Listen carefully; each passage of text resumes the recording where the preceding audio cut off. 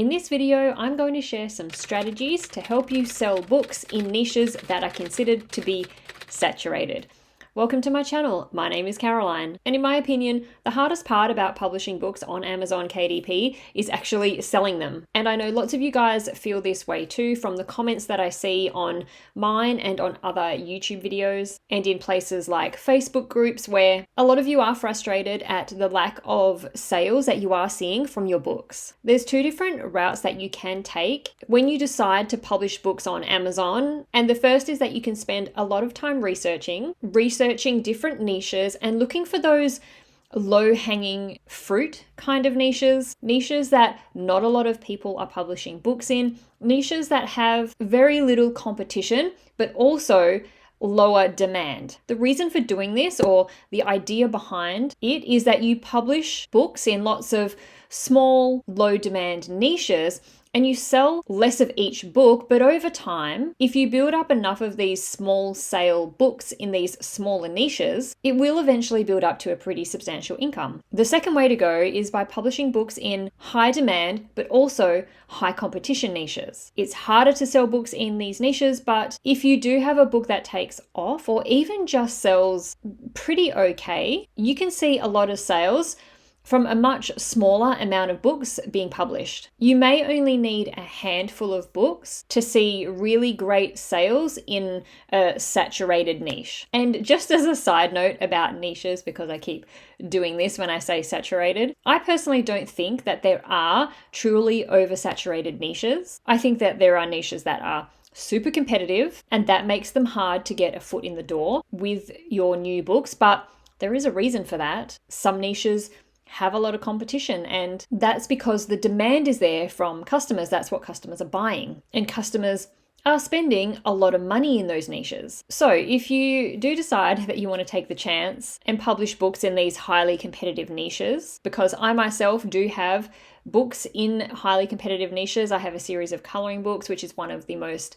competitive but also most in demand low content book niches on Amazon. So what are some ways that you can help your book make sales? This video is going to go over some ways that I haven't really talked about in other videos before to help you find new ways to help your books make those really important sales. One way is to go and find or figure out first what who your ideal customer is, and then go figure out where they hang out online. Facebook groups are a great place to start. No matter what kind of book you're making, it's going to have some sort of hobby or theme or something that people are going to be passionate about. Coloring is something people are passionate about. There are people who are very patriotic to their country. So if you theme your books around their country, this is something people would be very passionate about. Sports is also something people get really passionate about. And passionate people like to get together with other passionate people and just talk all about the thing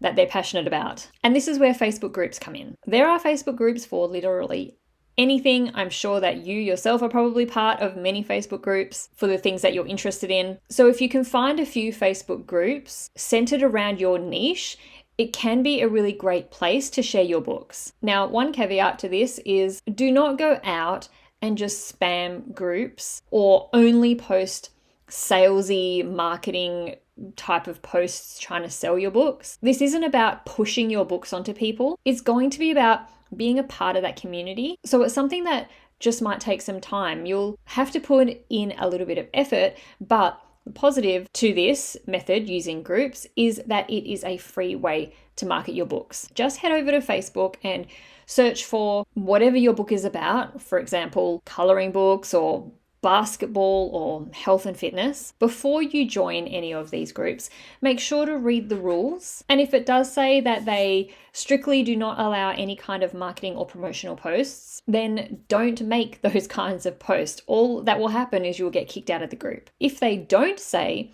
that you can't make those kinds of posts, then great. You might get away with a blatantly obvious sales post trying to sell your books. But a better way to go about it is just join in on the group. Make genuine posts, comment on other people's posts, answer questions, provide helpful content, be a part of the community. So this could be a lot easier if the books that you're making is something that you are also interested in yourself. So then it doesn't feel so much like hard work and you might enjoy being a part of that community. And then it may get to a point when you have interacted enough with other people's posts and provided that helpful content that you could ask the moderators of the group if you can post to share your books. Or a more subtle way that you could use these groups to promote your books is for you to create a post where you're doing something where you're actually using your book. So you're not just saying, hey, here's my book, buy it. Instead of saying it's your book, just show you using it. What I mean by that is, let's say you do create and sell coloring books. Instead of just posting a link to your Amazon sales page and asking people to go buy it, share posts of you coloring in that book and share posts of completed coloring pages that you have done out of your own book. So yes, get yourself an actual physical copy of your book and complete it or fill it out or whatever it is that you're meant to do with it. Posting pages from your own coloring books, for example, onto a Facebook group of people who are passionate about coloring might make someone comment, hey, I love your page. I love that coloring book. What coloring book is it? Where can I get it? And then you can tell them where to go buy it. Does this take a little bit of work? Yes, but it can be a really effective way to build up a customer base from a group of really passionate individuals who don't feel like they're always being sold to when you are and have been genuinely helpful. Another method to help you sell books in a saturated niche is by using social media influencers to help you out. There may be some costs involved with this one, but a lot of the time it is quite minimal. The idea behind this one is that you pay an influencer or provide them with a free copy of your book in return for them sharing it on their social media accounts with their following. Here, you are basically leveraging the power of somebody else's audience. This one is particularly great if you yourself do not have any kind of social media following yet. If you would rather just pay someone to advertise on their social media account, you could talk to them about the cost for things like how much it would cost for them to share a post about your book, or making a 30-second Instagram story about your book, or even both. And it can be a pretty affordable way to advertise, especially if you look for those micro influencers. So we're not talking about people with millions and millions of followers here. You can get really great results from a micro influencer. So maybe someone with 10,000 followers, even less, 20,000, 30,000 followers. With those smaller followings as well, the rates for them to post about your book or product is going to be lower than someone who does have millions and millions of followers. Like, for example, I heard in a documentary about the Fire Festival that Kendall Jenner got paid $250,000 to make one post on her Instagram about the Fire Festival. Totally not related to this, but you get my idea. You're not going to pay that much money to advertise on a famous influencer's social media. So look for those smaller micro influencers on social media, much more affordable. Influencer marketing is seen as a much more trustworthy way to promote products because the influencer's audience have a lot of trust in them and the products they are showing to their audience. So you can sometimes see really great results from this type of marketing. Ideally, you will want to look for influencers, obviously, who have something to do with the niche that you make books in.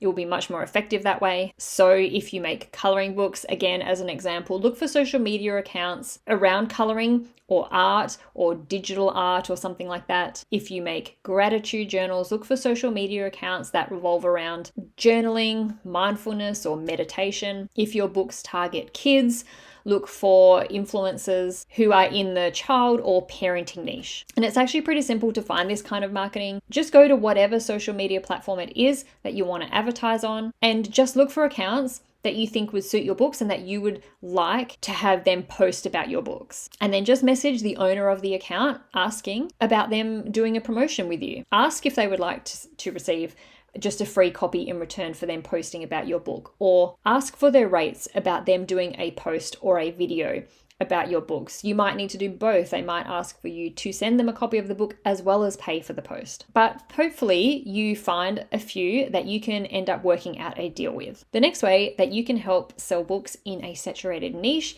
is by building a community where people who are passionate about your niche can go and interact with you and with other people. I'm not saying to build a community to sell to. That will just become a byproduct of building that community, but create a place where potential customers can go and feel like they are part of a group, or not feel like it, be actually part of a group with other like-minded individuals. One of the best ways to do this is by creating your own Facebook group. Let's say that you do make gratitude journals, for example. Create a Facebook group around mindfulness and journaling. Within that group, you can share helpful content around journaling, share journal prompts, share content around how to be mindful, how to meditate, benefits of journaling, etc. Build up that community first. Then once you have a group of happy people who are grateful for the space that you've created for them and all the helpful content you've created for them, you can then share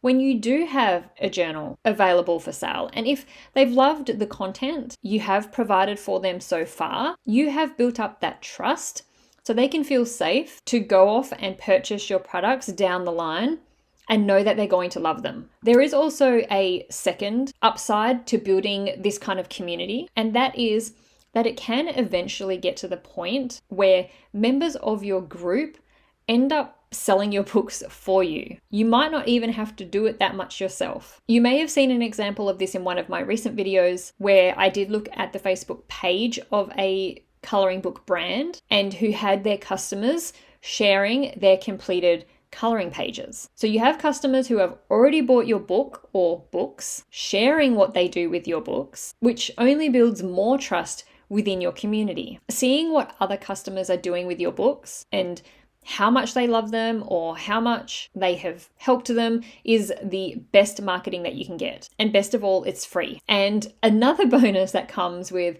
building a Facebook group and building a community within that group and not just having a Facebook page is that the organic reach that you get from a group is more than what you will get from a Facebook page. And by that, I mean posts that come from Facebook groups that you are part of are more likely to show up on someone's Facebook feed more than those from a Facebook page. The great thing about building a community like this, using something like Facebook groups, is that it can be done totally free and just takes a little bit of time and consistency. Hopefully you find these tips helpful, and if you do start to implement any of them, you see some positive results from them, particularly if you are publishing books in those saturated niches. Building a brand in a saturated niche is definitely not easy, but it also can definitely be done. Thank you for watching, and I'll see you in the next video.